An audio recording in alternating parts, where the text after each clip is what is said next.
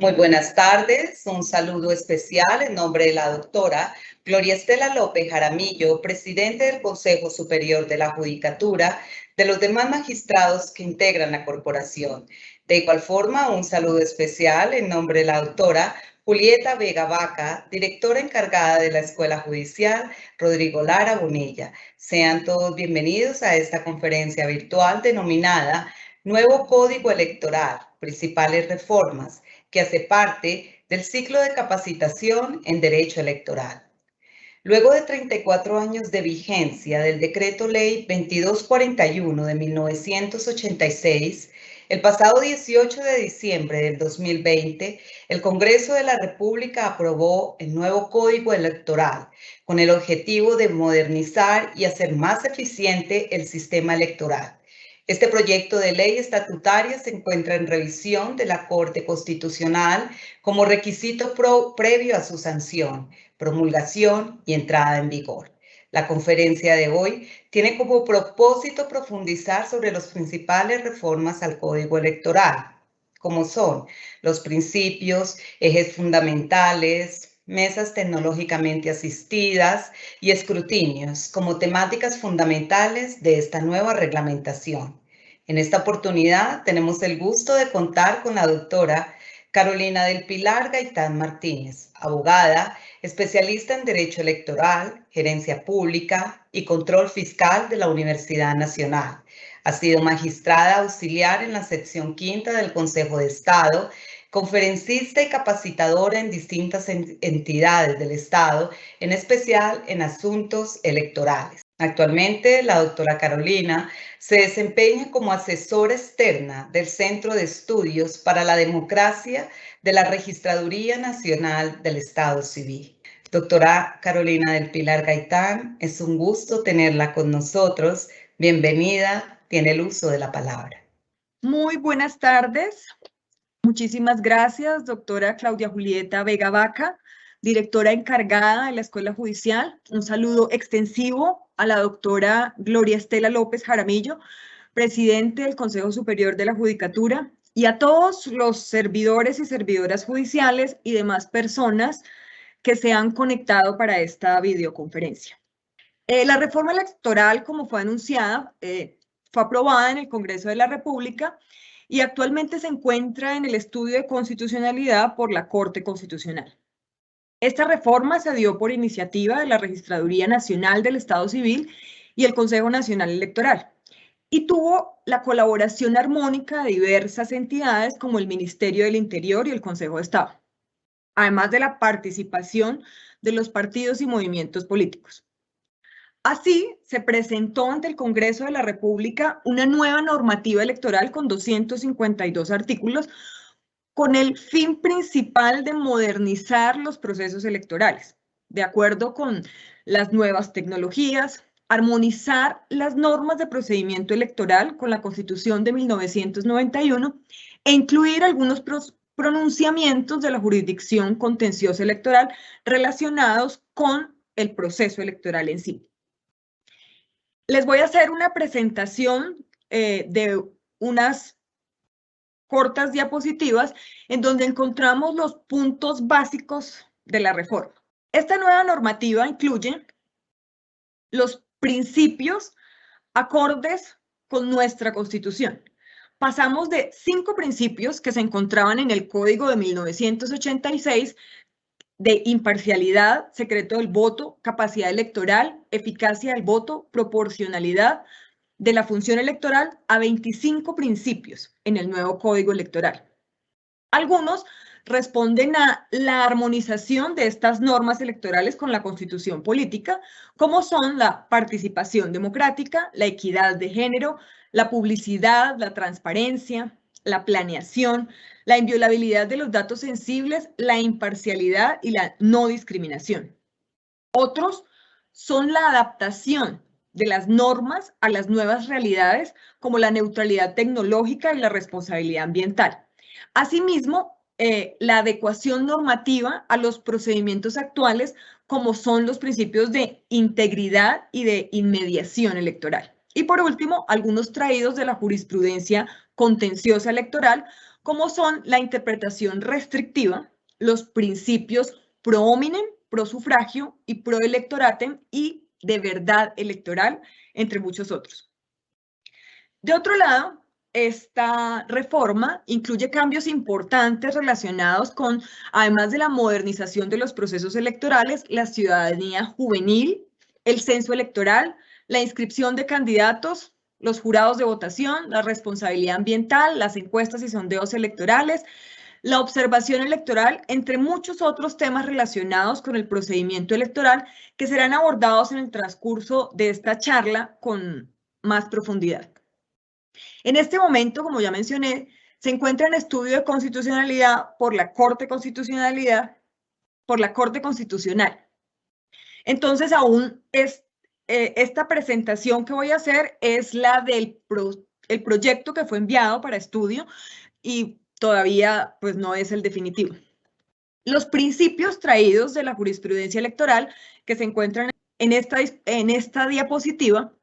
tienen que ver con que la Corte Constitucional y el Consejo de Estado, en múltiples pronunciamientos en casos de limitaciones al derecho de elegir y ser elegido, como decisiones sobre inhabilidades, incompatibilidades o pérdidas de investidura,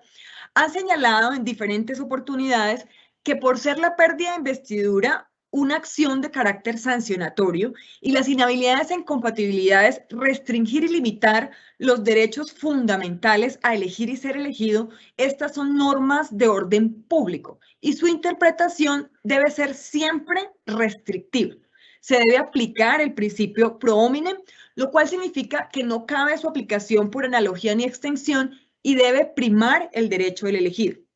En una de las tantas sentencias, la SU 515 de 2013, la Corte Constitucional dijo que estas normas son de orden público, de interpretación restrictiva y no cabe su aplicación por analogía ni por extensión, ya que tienen por consecuencia una sanción que impide al afectado el ejercicio pleno de sus derechos políticos en el futuro y a perpetuidad. Y así quedó establecido y se incluyó en el artículo 4 de los principios del nuevo Código Electoral. En los numerales 3º y 4º de interpretación restrictiva y principio pro persona o pro homine. Textualmente se estableció que las disposiciones jurídicas que afectan o limitan el ejercicio del derecho a elegir y ser elegido son de interpretación restringida y taxativa y por lo tanto no se aplicarán de manera extensiva o analógica. Y el principio pro hominem impone que aquella interpretación de las normas jurídicas sea la más favorable a la persona y a sus derechos. Esto es, la prevalencia de aquella interpretación que propenda al respeto de los derechos civiles y políticos. Este principio se aplica cuando se cuestione la legalidad del acto que declara una elección o el resultado por causales subjetivas de nulidad electoral. Asimismo, el principio pro electoratem fue traído en la sentencia del 7 de junio de 2016 de la sección 5ª del Consejo de Estado, cuyo magistrado ponente fue el doctor Alberto Yepes Barreiro, en el cual se declaró la nulidad de la elección de una gobernadora por incurrir en una causal de inhabilidad, puesto que, habiendo sido elegida como alcaldesa, renunció para inscribirse como candidata a la gobernación dentro del término establecido en el numeral 7º del artículo 38 de la Ley 617 de 2000 como prohibido por incompatibilidad. Y se consideró en la decisión como jurisprudencia anunciada que la renuncia a un cargo de elección popular para acceder a otro es una defraudación al electorado y esto debe tener consecuencias. Textualmente se señaló que la renuncia a un cargo en donde ha mediado el querer popular, por ejemplo, para acceder a otras dignidades, implica en sí mismo la defraudación de este mandato y por tanto ha de entenderse que la misma debe tener consecuencias, como aquella según la cual la renuncia no puede enervar la prohibición que contemplan los artículos 31.7, 32, 38 y 39 de la Ley 617, que tiene que ver con las incompatibilidades. Y que en estos casos debe primar el derecho de los electores, es decir, que el acto electoral, antes que el derecho de ser elegido, es el derecho del elector, y que por ende, en esta materia, el principio pro homine opera a favor del segundo y no del primero, lo que se traduce en pro hominum, humanidad, o proelectorate, electorado, o prosufragio, los electores. Y así fue establecido en el nuevo Código Electoral, en el numeral 5 del artículo 4, como el principio proelectorado o proelectorate, que señala que en casos específicos, el acto electoral, antes que favorecer exclusivamente el derecho del elegido, opere su interpretación en favor del derecho del elector. Este principio se aplica cuando se cuestione la legalidad del acto que declara la elección o el resultado por causales objetivas de nulidad electoral. Y también el principio prosufragio, que está incluido en el sexto del numeral cuarto del artículo 4 del nuevo código, que faculta a la organización electoral para tomar decisiones en materia electoral donde se protege y prime la salvaguarda del derecho al voto, la verdad electoral y la participación ciudadana. Asimismo, en este artículo cuarto se incluye la verdad electoral como un principio de la función electoral y que tiene que ver con que las autoridades electorales deben garantizar que los resultados de las votaciones reflejen de manera fidedigna la voluntad popular manifestada en las urnas. Además de los principios que pasamos de 5 a 25 en el nuevo código, tenemos como ejes fundamentales de esta nueva normativa o como puntos básicos de la reforma, por ejemplo, el censo electoral y el domicilio electoral. En el nuevo código se incluye el concepto de domicilio electoral como el lugar de habitación o asiento permanente del votante, que se registra bajo la gravedad de juramento en el censo electoral y deberá coincidir con el lugar en el que se beneficie directamente de las políticas públicas de la respectiva circunscripción. La persona que tenga más de un lugar de habitación o asiento puede escoger uno solo. Entonces, además de el concepto de domicilio electoral que les acabo de mencionar, el censo electoral en este nuevo código es un instrumento de la organización electoral que para efectos de selección de jurados de votación debe contener diferentes datos con los que cuenta actualmente, como por ejemplo los nombres, los apellidos, los números de cédula, la fecha de nacimiento, el género, los correos o medios electrónicos de notificación, el número del teléfono de contacto, el nivel de escolaridad, la información respecto a si sabe sumar, leer y escribir, la comunidad o población étnica a la que pertenece, si pertenece a alguna, el tipo de diversidad funcional o discapacidad, si tiene alguna, y la última, dirección del domicilio electoral. Este censo electoral debe ser actualizado y depurado y además está en investigación permanente. Por eso, las personas o los ciudadanos debemos actualizar la información de domicilio dentro de los 2 meses siguientes a un cambio. Y la registraduría debe establecer un mecanismo tecnológico o virtual por intermedio de la página web o como lo considere para efectuar este tipo de actualizaciones. Esta conformación del nuevo censo electoral con estos nuevos datos por parte de la organización electoral no puede exceder a las elecciones locales del 2023. Los procesos de exclusión e incorporación al censo electoral, señala el nuevo código, se deben suspender 4 meses antes de cada elección y además se deben publicar dentro de los 3 días siguientes por 5 días. Asimismo, 2 meses antes de cada votación, este mismo censo o el censo definitivo con las depuraciones y exclusiones se debe publicar nuevamente. O sea, un aspecto nuevo que trae este código electoral es la publicidad del censo electoral. Asimismo, en materia de censo electoral, pues se establece que las decisiones de transhumancia deben ser oportunas. El censo se constituye como un instrumento de planeación de elecciones y debe estar conformado 2 meses antes de cada votación. Otro de los ejes fundamentales o de los puntos básicos de la reforma tiene que ver con la inscripción de candidatos. Entonces, el nuevo Código Electoral incluye las inhabilidades para cargos de nivel territorial. En el artículo 94 se establecen las causales de inhabilidad para ocupar cargos de elección popular en el nivel territorial. Causales causales que ya existían en normas como la Ley 617 de 2000 y la Ley 136 de 1997, pero que en este caso se incluyen en este nuevo código como parte de la conformación normativa. Entonces, encontramos como inhabilidades las que fueron ocurridas en cualquier tiempo, como la condena por sentencia judicial a pena privativa de la libertad, excepto por delitos políticos o culposos, la pérdida de investidura como congresista, diputado, concejal o edil, y la inhabilitación para el ejercicio de derechos y funciones públicas impuesta por sentencia judicial durante el tiempo señalado en la respectiva decisión, además de la pérdida del cargo por violación de topes de campaña declarada por la jurisdicción de lo contencioso administrativo. También aparecen en este mismo artículo 94 las inhabilidades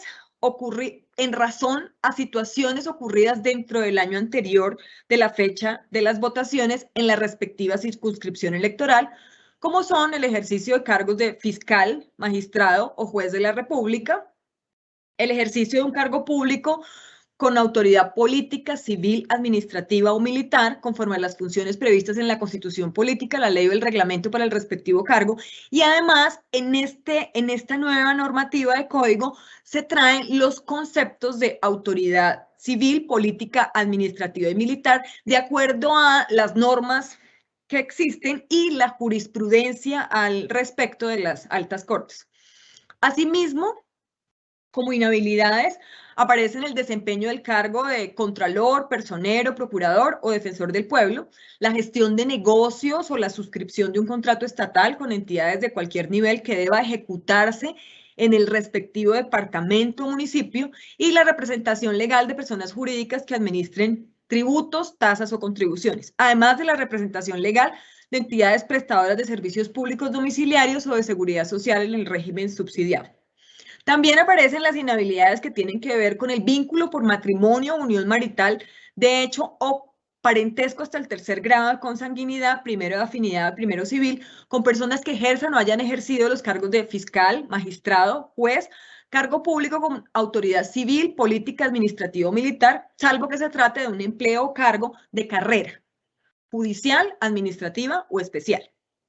Y también el vínculo por matrimonio, unión marital de hecho o parentesco hasta el tercer grado de consanguinidad, primero de afinidad y primero civil, con personas que ejerzan o hayan ejercido la representación legal de las entidades que administren tributos, tasas o contribuciones. Y el mismo vínculo de unión marital, parentesco hasta el tercer grado de consanguinidad, primero de afinidad o primero civil, con personas que hayan ejercido o ejerzan la representación legal de las entidades prestadoras de servicios públicos domiciliarios o de seguridad social en el régimen subsidiario.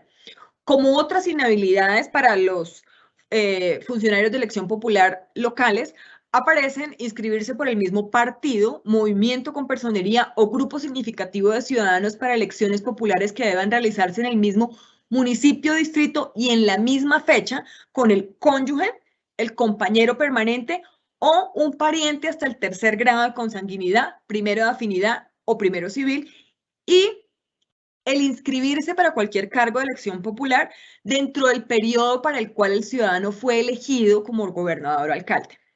Como les decía, esto tiene que ver o tiene como fundamento la sentencia y la jurisprudencia anunciada que les comentaba con ponencia del doctor Alberto Yepes Barreiro. Otro de los ejes básicos o fundamentales de la reforma tiene que ver con un procedimiento estatutario de revocatoria en el Consejo Nacional Electoral hasta 30 días antes de la inscripción.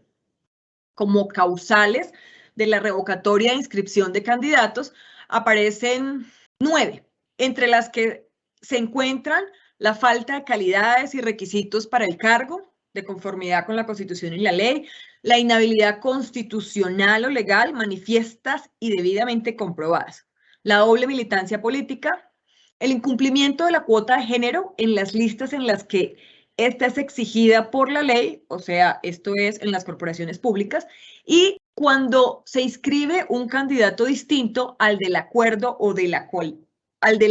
o coalición. También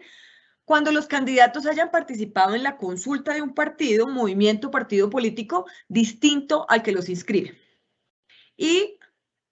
cuando se dé la inscripción de un candidato distinto al seleccionado mediante la consulta popular o interna. Asimismo, la inscripción de un candidato previamente inscrito por otro partido o movimiento político comité inscriptor del grupo significativo de ciudadanos para las mismas elecciones o cuando los partidos y movimientos políticos con personería jurídica inscriban candidatos en circunscripciones donde esté suspendida dicha facultad por sanción del Consejo Nacional Electoral. Asimismo, parte de estos ejes fundamentales tienen que ver con los procedimientos digitales para la inscripción que se establecen en el nuevo código, reglas para las coaliciones de cargos uninominales y listas. Estas reglas ya existían, pero lo que se hace en este nuevo código es incorporarlas a la misma normativa. Asimismo, se establecen los plazos para la propaganda de los grupos significativos de ciudadanos y la paridad en las listas a corporaciones. En cuanto a los jurados de votación, en el nuevo código cambia la forma de seleccionarlos. Se establece que estos se seleccionarán del censo electoral. Antes o actualmente, los jurados de votación se seleccionan de las listas que envían las empresas o las entidades públicas a la organización electoral. En el nuevo código se establece que los jurados de votación serán seleccionados del censo electoral. Para esto se requiere la información sobre el grado de escolaridad y si se presenta algún tipo de discapacidad o situación que le impida al ciudadano ejercer como jurado de votación.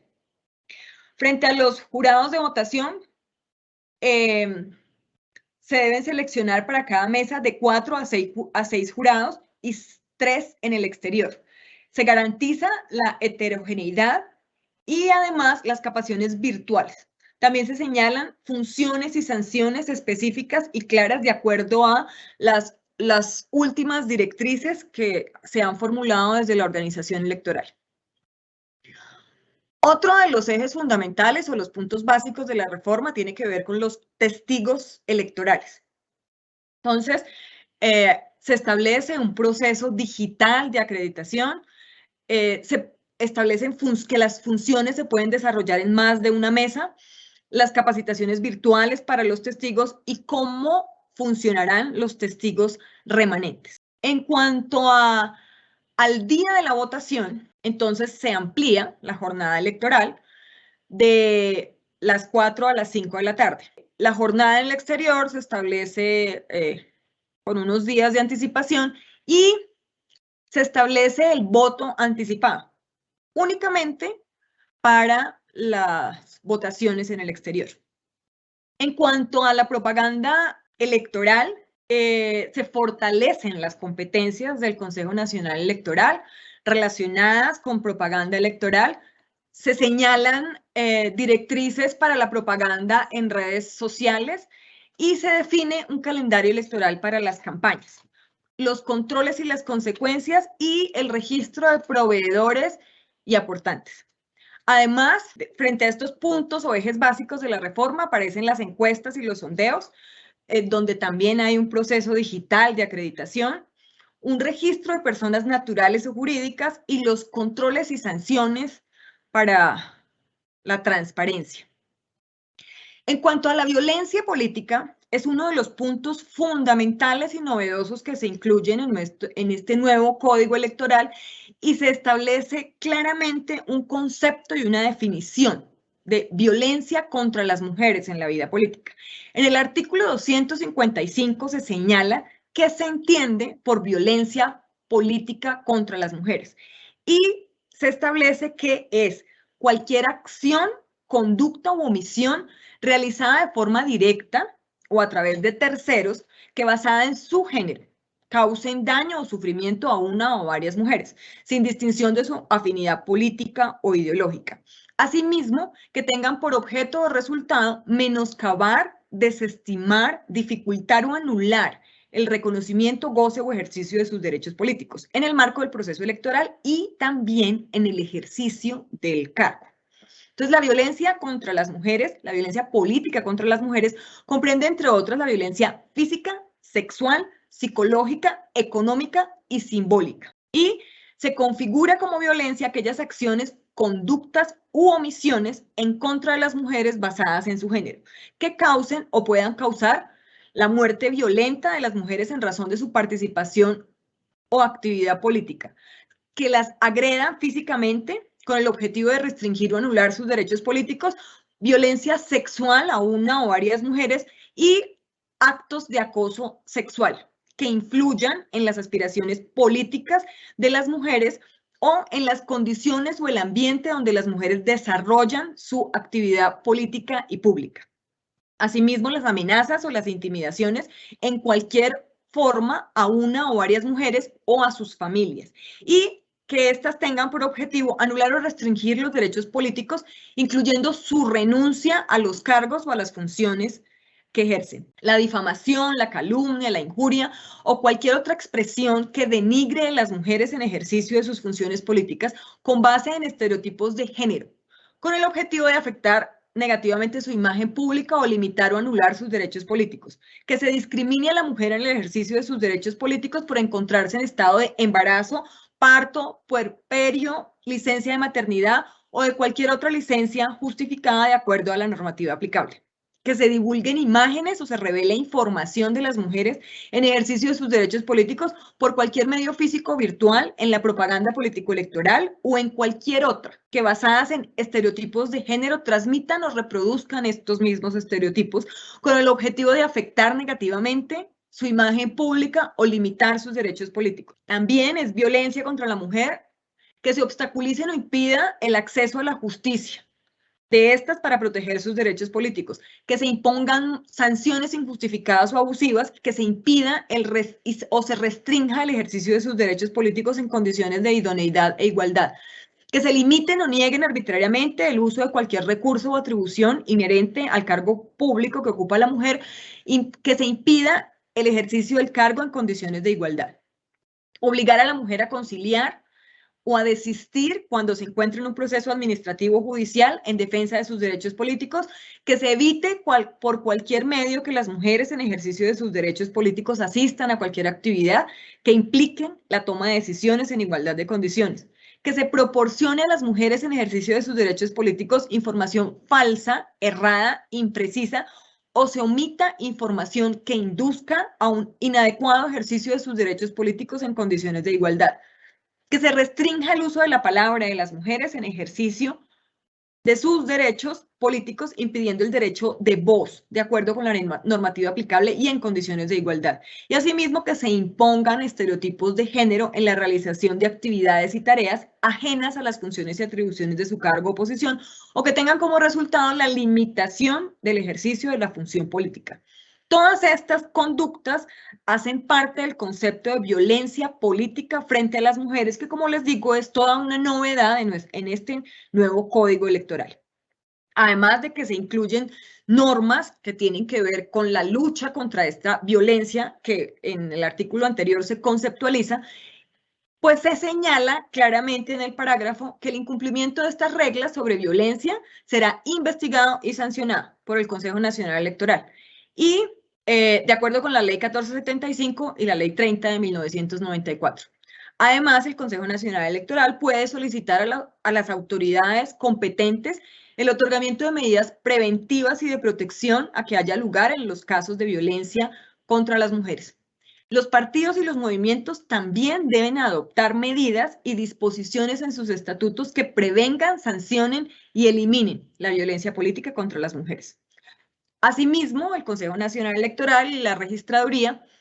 y todas las instancias de la defensa de los derechos político-electorales tienen que divulgar los protocolos de atención, protección y reparación para los casos de violencia política contra las mujeres basados en un enfoque de género. Otro de los principales ejes fundamentales de este nuevo código tiene que ver con la responsabilidad ambiental. En el artículo 4, en los principios de la función electoral, en el numeral 6, se señala como responsabilidad ambiental que todos los involucrados en el proceso electoral ejercerán sus derechos y cumplirán sus deberes, procurando el menor impacto en el medio ambiente. Entonces, y en el artículo 260 se señala el respeto del ambiente dentro de los procesos electorales, como que la organización electoral implementará las acciones, mecanismos y métodos para generar el menor impacto negativo en el ambiente en cuanto a los procesos electorales. Además, promoverá entre todos los actores del proceso electoral el respeto ambiental en el desarrollo de sus campañas y en las jornadas electorales, de conformidad con la reglamentación que para el efecto se expida con anterioridad a cada proceso electoral. Para ello, procurará utilizar tecnologías limpias y reutilizar materiales.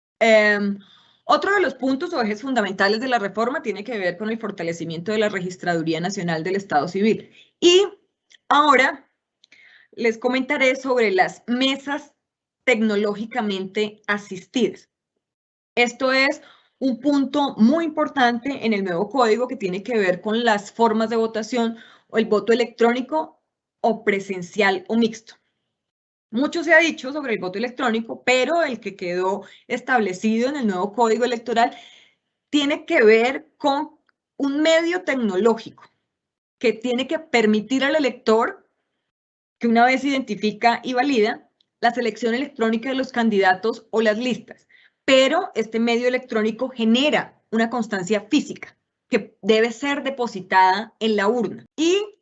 la impresión de las actas de escrutinio de mesa para los jurados de votación y el registro de sufragantes, la transmisión de los resultados electorales y la auditoría ciudadana. La consolidación de los resultados electorales o resultados de mesa pueden ser realizadas por los jurados de votación con la ayuda del dispositivo electrónico previsto para el desarrollo de estas elecciones.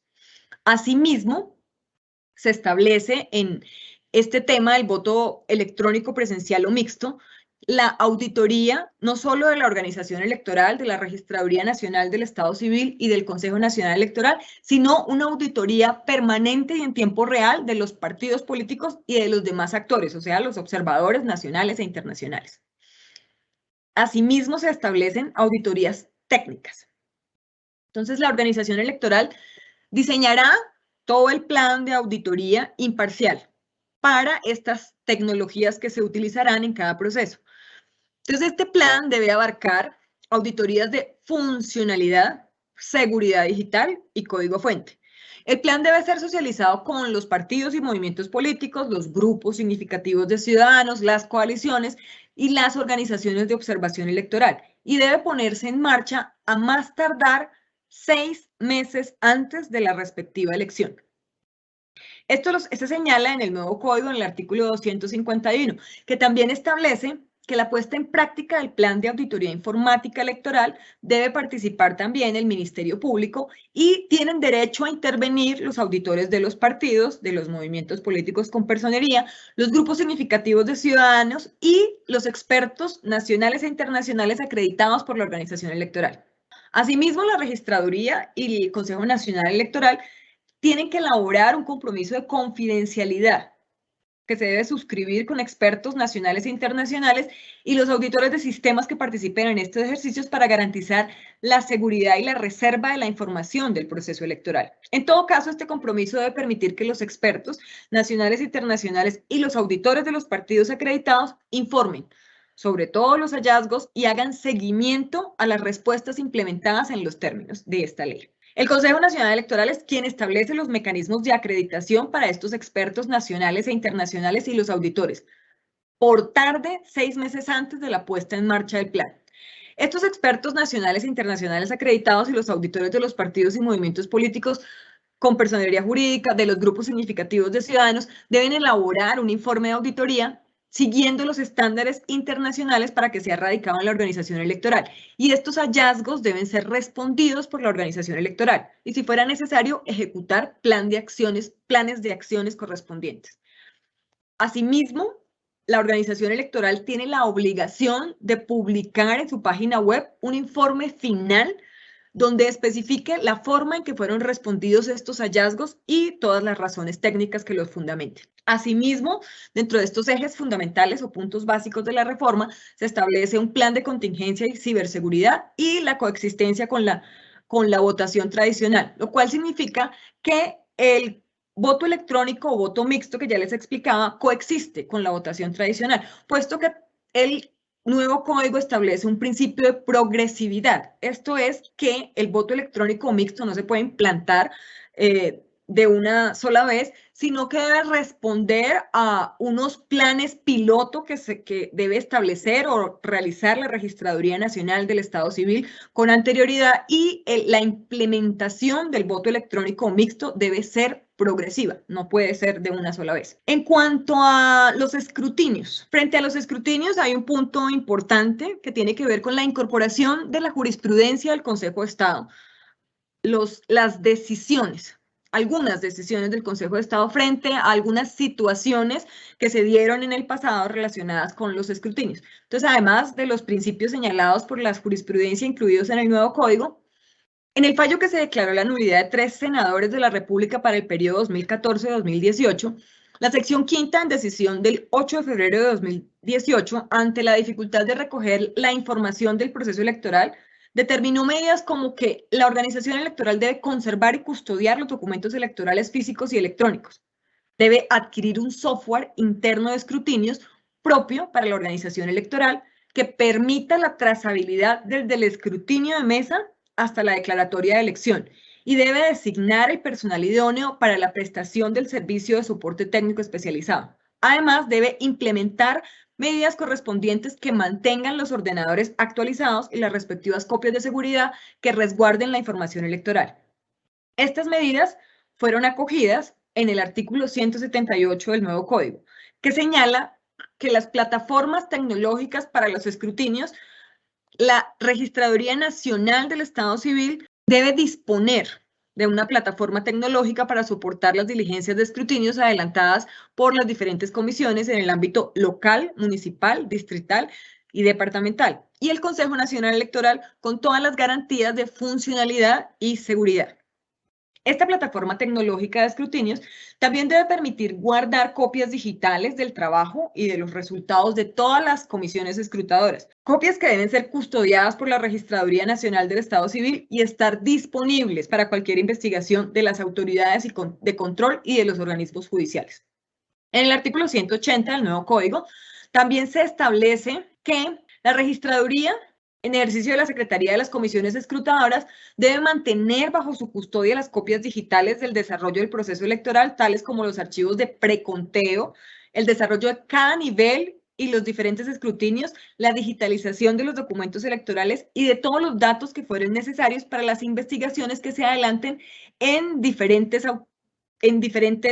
circunstancias o por diferentes autoridades en el marco de sus funciones, así como para garantizar la trazabilidad del proceso del escrutinio y la verdad electoral. De otro lado, en el artículo 262, de acuerdo a estos exhortos de la jurisdicción contencioso electoral, se establece que el software de escrutinios debe ser propiedad de la Registraduría Nacional del Estado Civil y administrado por el Consejo Nacional Electoral. Este software puede ser auditado por las delegaciones de auditoría de los partidos, movimientos políticos, grupos significativos de ciudadanos y las demás organizaciones debidamente acreditadas. El código fuente de este software de escrutinios debe ser de conocimiento del Consejo Nacional Electoral y debe promover el uso de herramientas de software de código abierto. Como ya les decía, la implementación de estos software, de acuerdo con los principios establecidos y la normativa incluida en el nuevo código, debe ser progresiva, no se puede hacer de una sola vez. La progresividad es un principio básico para garantizar que no se presenten irregularidades, además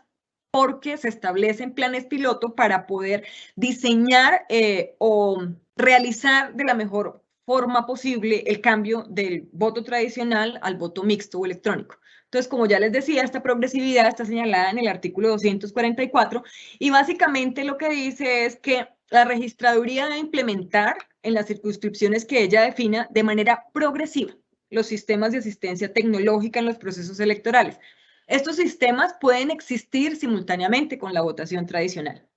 Como paso previo a esta implementación de cualquier sistema de asistencia tecnológica en los procesos electorales, la registraduría debe adelantar de manera vinculante los correspondientes planes piloto de los diferentes tipos de tecnología para verificar su funcionalidad y seguridad según la modalidad del voto.